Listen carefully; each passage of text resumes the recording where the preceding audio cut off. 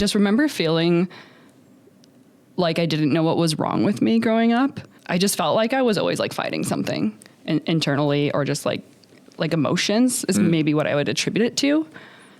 So it wasn't until later in my life that I realized there was something more sinister going on, but nothing that my pastors or like my youth leaders could identify. What kind of church did you go to?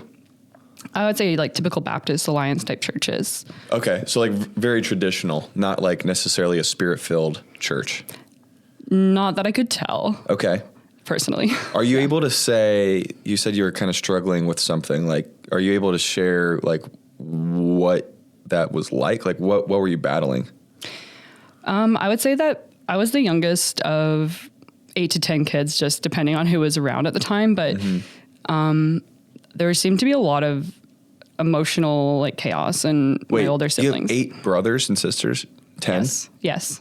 10 total? Yes, and I was the second youngest. So Holy I watched moly. a lot growing up of like, okay, there was some like alcohol abuse and different things like that. Okay.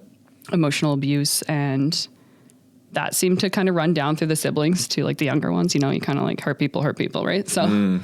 So I internalized that, I think, quite deeply. And so I was a very shy person and kept things to myself. I didn't want to like stir the pot or like cause anyone to be upset at me or that kind of thing. So I just tried to like stay out of the way of the chaos.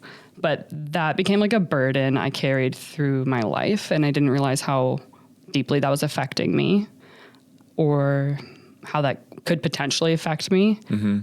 And so what began to happen is that the internal emotions started manifesting in my body physically, and I began to become more and more sick as I aged. And so late teenage years and early 20s, I started having a lot of like digestive issues, and also different random things like skin rashes. I'd get like these really dark circles around my eyes. It looked like someone punched me in my face. My skin would like peel off my face. I'd lose my hair. Like all these things began to happen. So did the doctors have any idea why? So I did get tested earlier, and they tested me for like lupus and things. They couldn't find anything wrong with me or my blood specifically at that point. So I just carried on with life. And when I met my husband, I was around 20 years old, 19, 20. I pretty well knew right away that we'd, be life partners. He was my best friend. And so we were talking about getting married, and I said like, hey, just so you know, bad things happen to me, and just because we might get married, like, I don't know if that's going to stop. Just the cycle of my life was it just was disturbed. I don't know what word might suit it best, but disturbed, because just family chaos and kind of that hangs on to you when you don't really have a choice, right? So it was actually my goal to sort of get out of my family and get married and begin to have my own family, thinking that would like solve this problem. Not realizing that wasn't going to solve anything because I was still carrying all that baggage, right? So we got married, and then shortly after we got married, I started to notice for the first time some of that transference of like spiritual things into like our realm. So a bit of crossover, not anything I could understand, because all I understood of the spiritual realm was just that there was one, and through scripture, right? I knew that you can read about it in the Bible, but I didn't understand how that worked or how it could affect an individual's life, such as my own. And so we just started noticing weird things happening.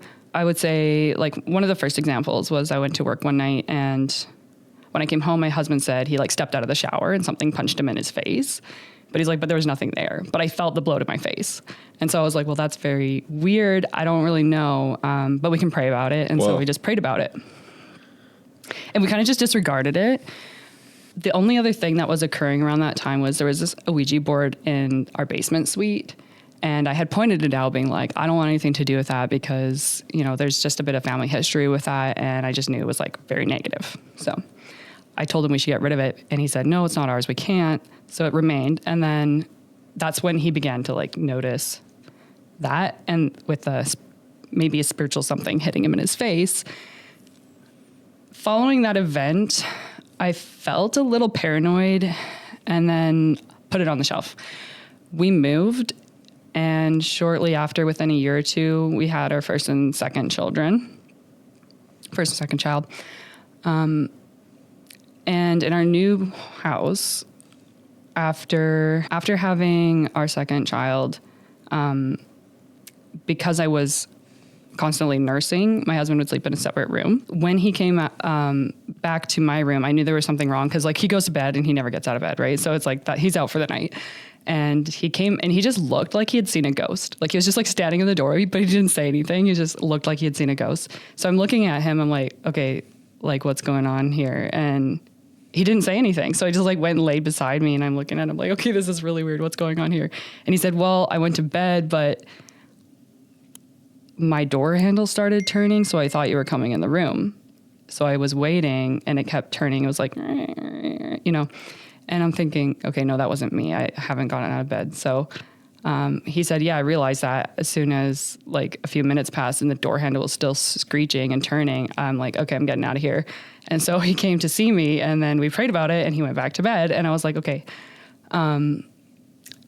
After he went back to bed, I thought, okay, that was so weird. I was reading a book actually on angels. And in this book, it had biblical doctrine. Just the chapter I was on was about angels. But then I just thought that it was interesting because I know that like demons can be attributed to fallen angels in some instances. And so I thought, well, maybe that was like demonic, what had happened with the door. So after he had left for bed, my door to the bathroom just started shaking and it was like against the wall. This is the same night? The same night, like literally probably within 5 minutes. Oh, boy. Hey, if you enjoyed this clip and you want to see another one like it, you can click the video over here. And if you want to watch a full episode of the Chatfield Show, you can click this one right here.